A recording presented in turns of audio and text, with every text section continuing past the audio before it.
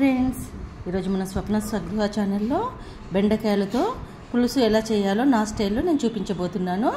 ముందుగా బెండకాయకు ఈ చివరి కట్ చేసేసుకొని, పులుసు కాబట్టి 1.5 ఇంచ్ సైజులో ఈ సైజులో కట్ చేసుకోవాలండి. బెండకాయలన్నీ ఈ సైజులో కట్ చేసుకొని పెట్టుకోవాలి. చూడండి, ఇందాక మనం బెండకాయలను కట్ చేసి పెట్టుకున్నాం కదా, ఇవి మనం కట్ చేసుకున్న బెండకాయలండి. దాంతోపాటు ఒక పెద్ద నిమ్మకాయ సైజు చింతపండు నానబెట్టుకున్నామండి, 2 టమాటోలు, 2 ఆనియన్, 2 పచ్చిమిర్చి, కొంచెం కరివేపాకు, వేపిన నువ్వుల పౌడర్ అండి, బాయిల్ చేసి పెట్టుకున్న ఎగ్స్. ఇప్పుడు ఎలా చేయాలో ప్రాసెస్ నేను చూపిస్తాను. మనము ముందుగా స్టవ్ వెలిగించి కొంచెం ఆయిల్ వేయాలండి. మనం తీసుకునే ఎగ్స్ ఉన్నాయి కదా, ఎగ్స్కి చిన్నగా ఘాటు పెట్టుకోవాలి ఇట్లా, ఎందుకంటే ఆయిల్లో వేసినప్పుడు పేలుతాయి కాబట్టి. ఇందులో ఆయిల్లో వేసేయాలి, ఏమేమి తిప్పి ఎగ్స్ వేసేస్తాను. పసుపు వేసి ఇలా తిప్పుతూ కొంచెం ఫ్రై చేసుకోవాలి.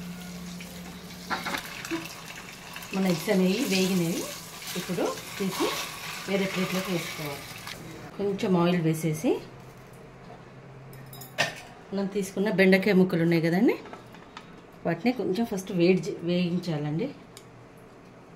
ఆయిల్ వేడైనాక కొంచెం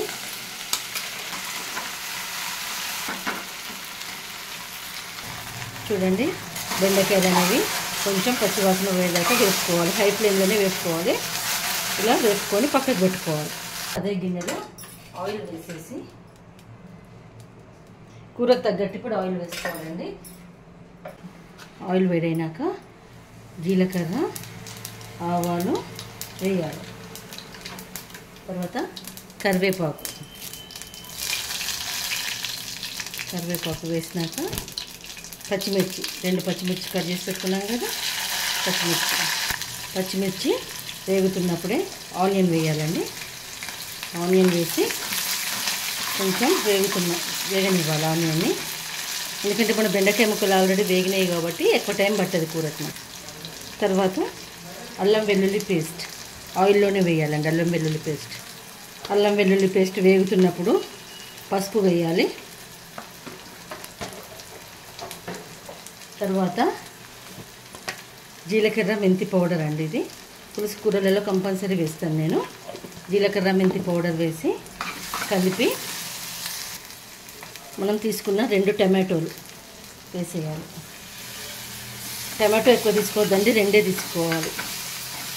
ఇప్పుడు ఈ స్టేజ్లో కొంచెం ఉప్పు వేయాలి. టమాటో ఉడకటానికి కొంచెం ఉప్పు వేసి మూత పెట్టేయాలి. ఒక 5 నిమిషాలు మెత్తబడినివ్వాలి. టమాటో ఇలా ఉడికినప్పుడు మనం టేస్ట్కి తగ్గట్టు కారం అండి, ఇది పులుసు కూర కాబట్టి కొంచెం కారం ఎక్కువనే పడుతుందండి. నేను 1.5 స్పూన్ కారం వేసాను. బెండకాయలు ఆల్రెడీ వేపుకున్నాం కాబట్టి అన్ని తాలింపులోనే వేస్తున్నాను. కారం కూడా వేసినాక ఇప్పుడు మనం వేపి పెట్టుకున్న బెండకాయలను ఈ మసాలాలో వేయాలి. బెండకాయలు వేసుకున్నాక మనం స్పూన్ వేసి కలపొద్దండి, ఇలా ఒక నాప్కిన్ టాస్ చేయాలండి. ఇలా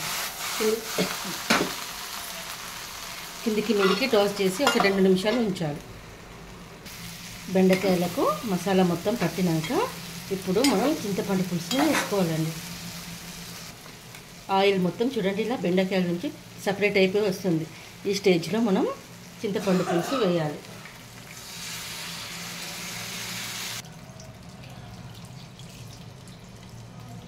మనకి ఎంత అవసరమో అంతే వేసుకోవాలి. ముక్కలు మునిగేదాకా వేసుకోవాలండి, ఇంకో కొంచెం పడుతుంది నాకు.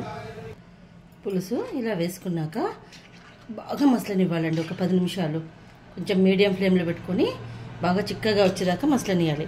చిక్కగా రావాలంటే మనం అందులో నువ్వుల పొడి అండి, వేపి పొడి చేసి పెట్టుకున్న నువ్వుల పొడి వేసేసి ఒక 10 నిమిషాలు బాగా మసలనివ్వాలి. దగ్గరికి వచ్చేసింది. ఇప్పుడు మన కూర దగ్గరికి వచ్చిన టైంలో ఎగ్స్ వేసుకోవాలండి.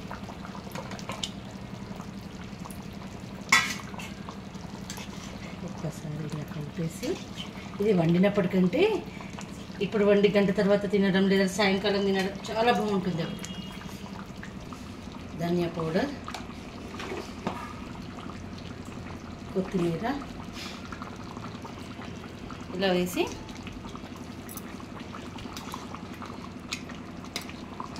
కలిపి సర్వ్ చేసుకోవడమే. మీరు కూడా ఇలా చేసుకుని ఎలా వచ్చిందో కామెంట్ బాక్స్లో కామెంట్ పెట్టండి. నా వంటలు నచ్చితే నా ఛానల్కి లైక్, షేర్ అండ్ సబ్స్క్రైబ్ చేయండి. స్వప్నాస్ కిచెన్.